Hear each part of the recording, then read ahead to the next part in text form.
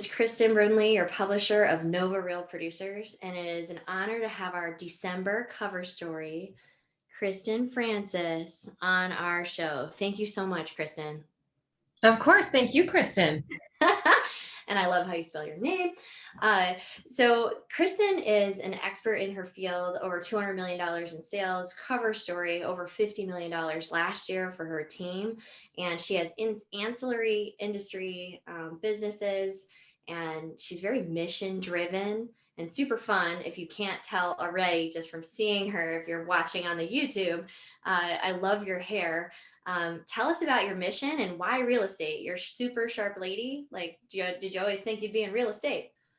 No, I didn't have any idea actually. And I tripped and fell like everything else I do in life. It's accidentally on purpose. And I was fortunate to have tripped and fallen into it. And if you read the article, you'll get the full story. But the benefit to real estate is that it's an endless opportunity. I get bored pretty easily. And so I can move on to other things. And that's how the ancillary businesses grew.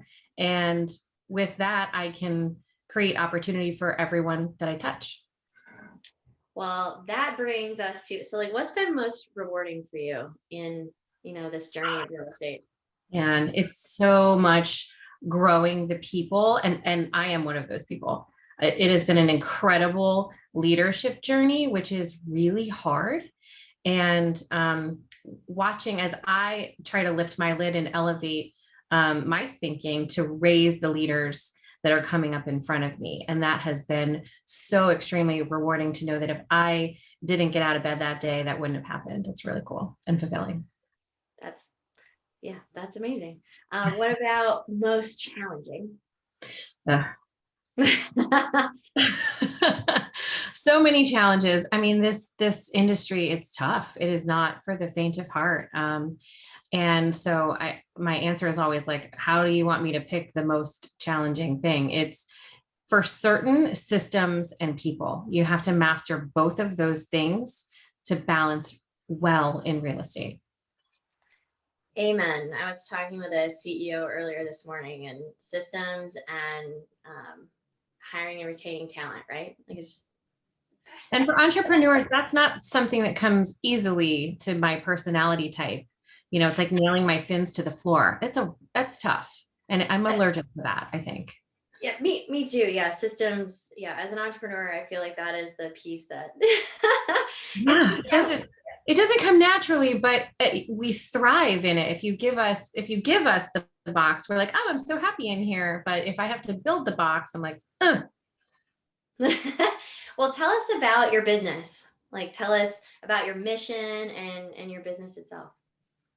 So the real estate business, I have a team of, at last count, I think it's 13 women, and we have a few good men now too. So we've been growing pretty rapidly since 2016 or 17. I have to count by children. Like what kid was I having when we grew? That big leap or bound, and I have 3 kids, so it's happened a number of times. But we are a full service team, so there's nothing we don't do. I have a construction management business and a staging business, and those feed into how we're able to give the white glove service to our clients.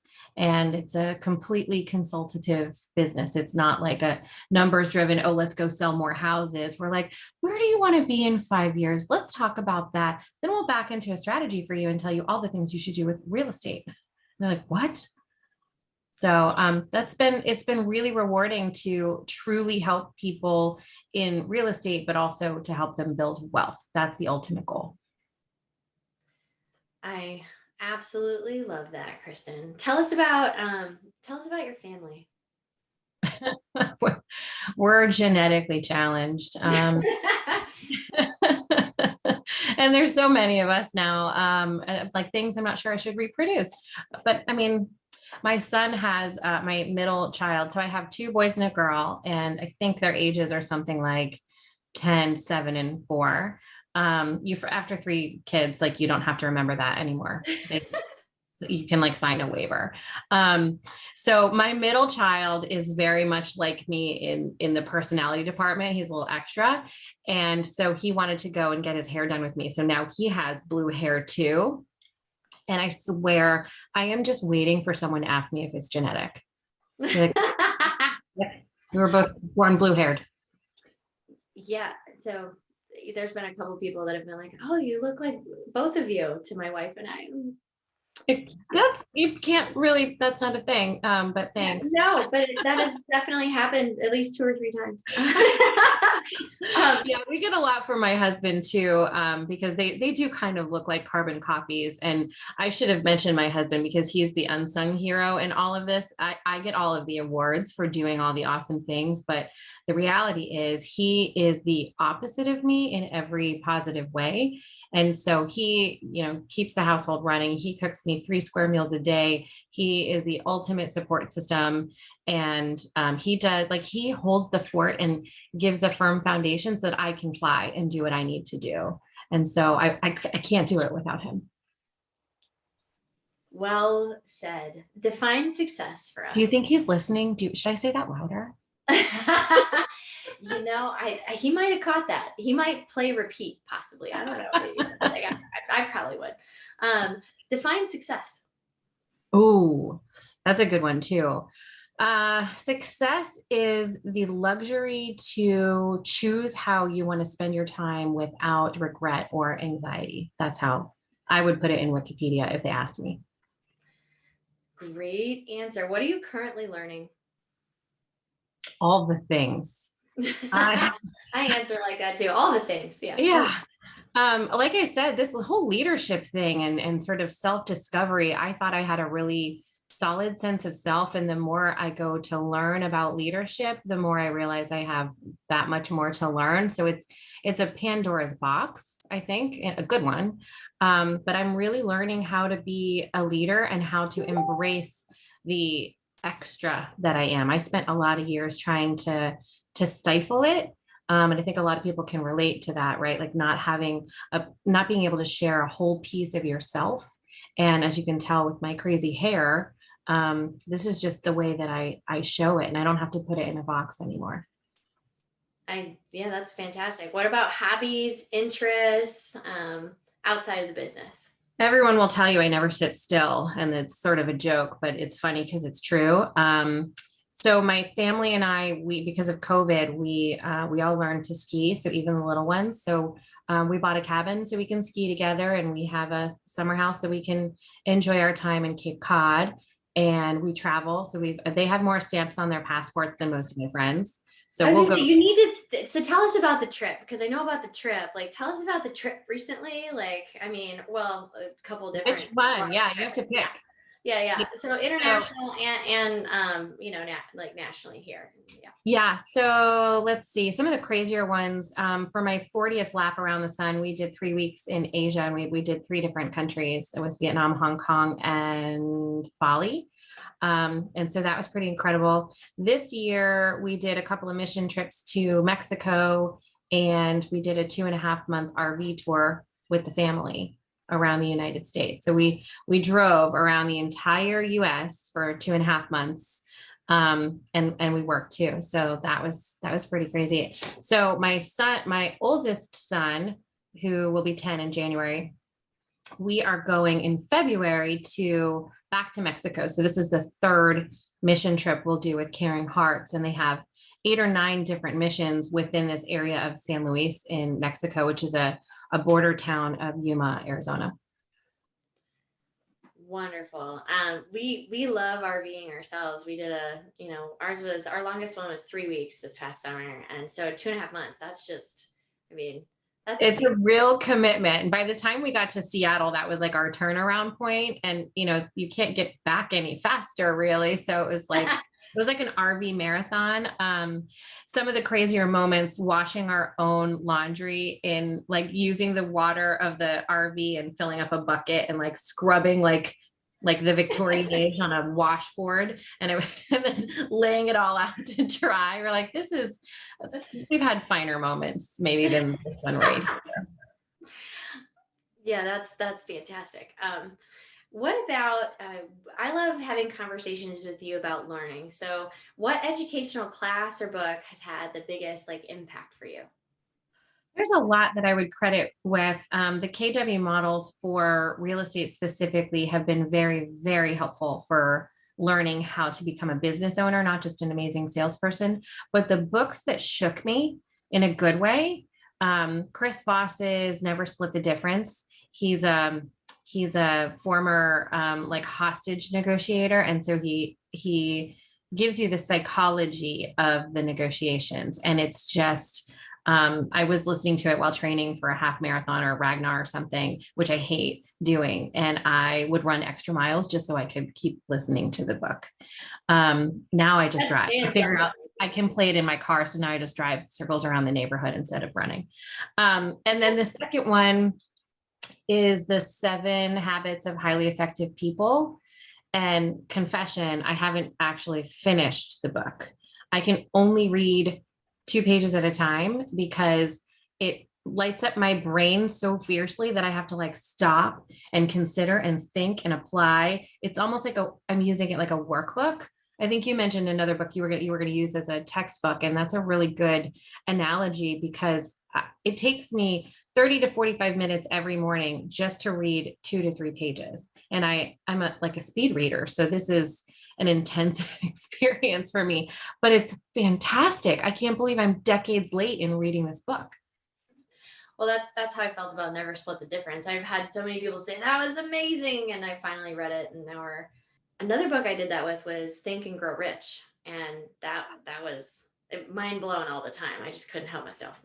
I think I have to come back to that one because I listened to it on an audiobook and it sounded, I can't remember who did it, but it sounded like Rockefeller himself was recording it. It was like Lincoln delivering a speech. It was kind of painful. So I like the content, but I now after having done a lot of this leadership development, I need to come back and do it again.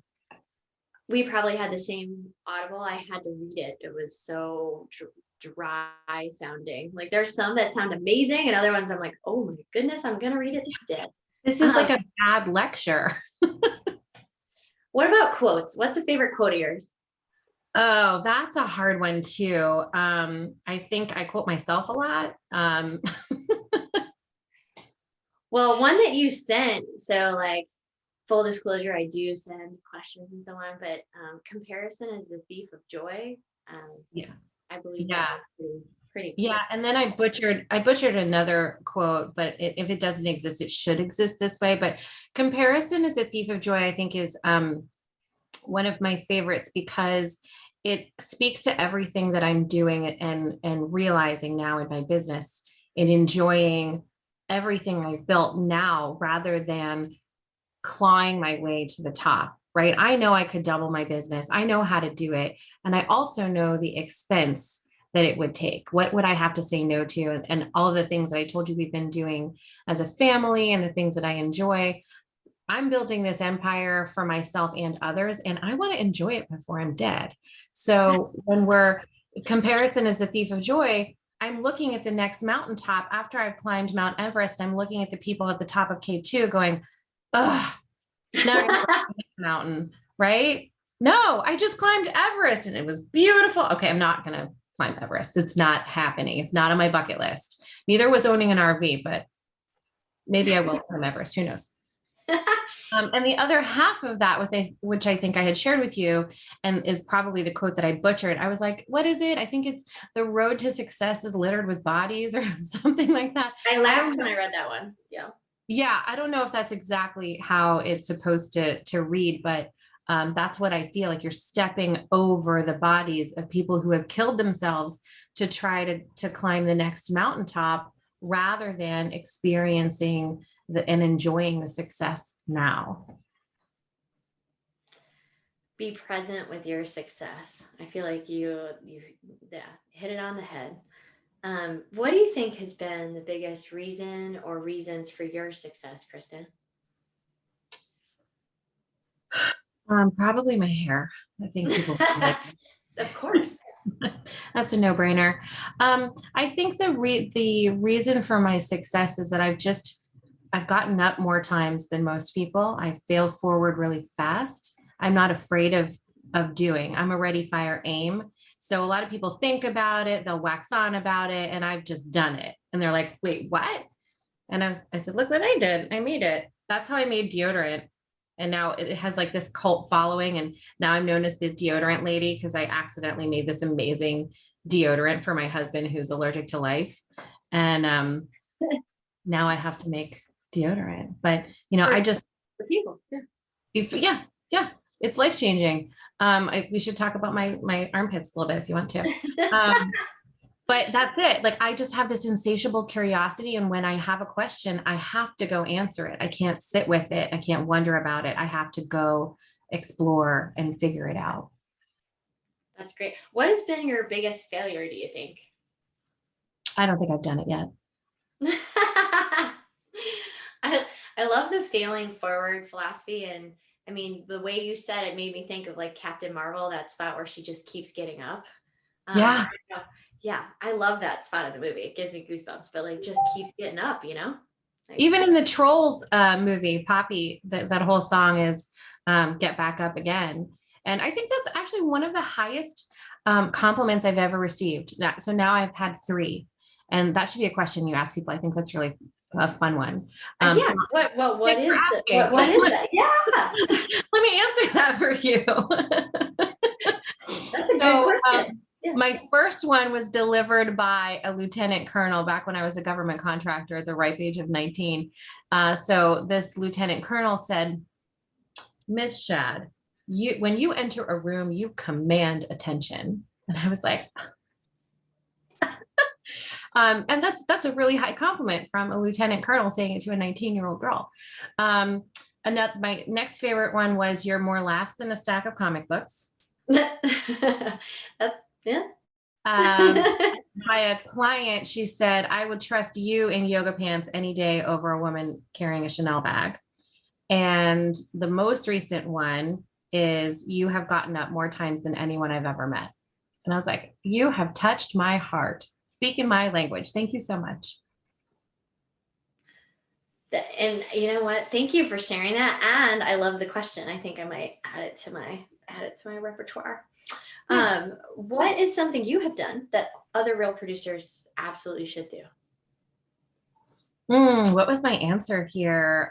Other than take your children on an RV tour for 2.5 months around the US? I mean, that's a pretty great answer. I love that you mentioned Marie Kondo, which I really love her book. But yeah. So a lot of people, again, I attribute a lot to our personality types, because people in our line of work who end up being successful, we tend to have similar personalities. And a lot of us are control freaks and just can't seem to let things go, even though they make us miserable. And so I like to teach people to Marie Kondo your life. You look at your tasks and your to-do list, and if it doesn't spark joy, you give it to somebody else. And you say, here, you do that, right? Like you're going to enjoy that. This is your opportunity now. But just continue to Marie Kondo your life. There's a book, The One Thing, which is it's another KW thing, and it's what is the one thing you could do, and by doing so would make everything else easier or unnecessary. And so I just keep taking inventory of my life and my work and say, you know what, I don't want this one anymore. Chuck it. That is great.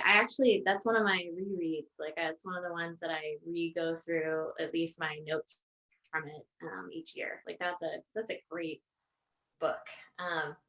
What's the greatest lesson you've ever learned, Kristin? This is a painful one. I talked about it a little bit in the beginning too, that your foundation really has to be a strong sense of self, and to not be coming from external sources, because you're not in control of that and it can be shaken. But also, that's your compass. That's how we're making choices and building things. So having that super strong center, I think, is the most important thing. I think that is some Great advice right there. What do you want to be remembered for Other than my hair. other than your hair? Though your hair is great.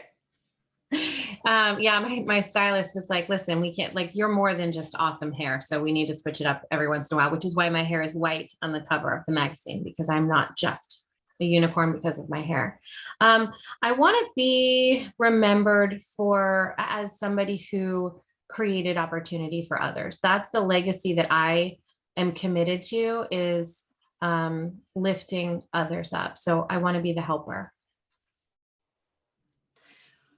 What do you think has been a secret weapon of yours? Or I know you answered the reason for success, but a habit, someone, something you attribute like a lot of your success to? Other than just keep Yeah, getting back up. again. Yeah. Yeah. The culture. The one thing that I've learned is that the people that you're with are far more important than the things that you do. If you surround yourself with the right people, good things will happen. We had a wonderful speaker that we listened to 2 years ago, I think. Totally unrelated in the industry, but he was one of the people that said, show me your business plan and your culture will eat it for lunch. Mic drop. That's, yeah. Yeah. Yeah. That's And great. it's true. You can draw out any kind of business plan. And if you have the wrong people in the wrong seats, or you have the right people in the wrong culture, it's all going to fall apart. Because at the end of the day, you have two problems. They're either systems or they're people. True that. Amen. Well, amen. Well, I mean, you heard it here at Real Producers. Like, thank you so much, Kristin, for sharing your story with our community and with the world. Thank you. Thank you for the opportunity. This is a fantastic community that you've built, and I really enjoy being a part of it. Thank you, Kristin. Have a good day, everybody.